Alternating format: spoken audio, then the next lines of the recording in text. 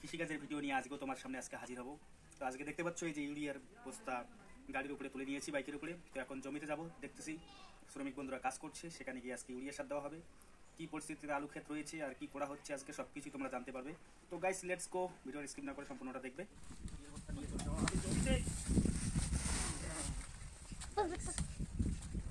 Guys তো চলে আসলাম আলু খেতে। তো এবারে দেখতে পাচ্ছ যে আলু খেতে আজকে জল দেওয়া হচ্ছে, এই যে পাইপের সাহায্যে জল নিয়ে আসা হচ্ছে। গাইস এই যে পানি দেওয়া হচ্ছে, তো আজকে ইউরিয়া দেওয়া হবে বন্ধুরা।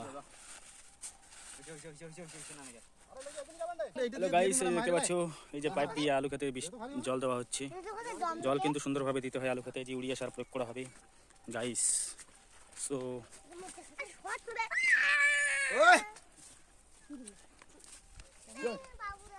সুন্দরভাবে কিন্তু পানি দিতে হয়, তাহলে গাইস এই দেখো একদম সম পরিমাণ পানি দেওয়া হয়েছে, যাতে করে আলুর গাছ বসে না যায়।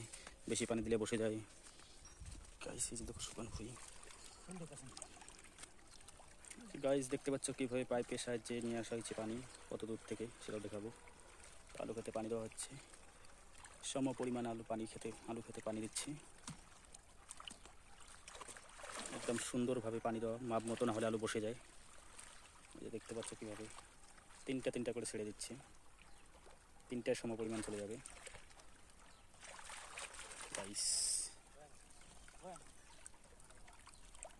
বেশি পানি হলে কিন্তু আলুর গাছ বসে যায়। তো গাইস এই যে পানি আসছে দেখতে পাচ্ছ, এই যে দেখতে পাচ্ছ যে পানি দেওয়ার পরে কিন্তু ইউরিয়া সার দেওয়া হচ্ছে আলু খেতে। এই যে গাইস এখানে একজন রয়েছে, এই যে পাইপের জোড়া কীভাবে খুলবে দেখতে পারবেন সুন্দরভাবে।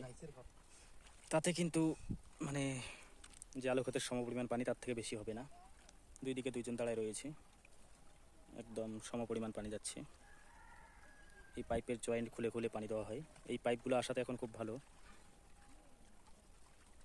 এটা কিন্তু ফালাকাটা কিষাণ মান্ডির যে পশ্চিমবঙ্গ সরকারের যে রয়েছে কৃষি দপ্তর, সেই কিষাণ মান্ডি থেকে দেওয়া হয়েছে, সুপার মার্কেট থেকে।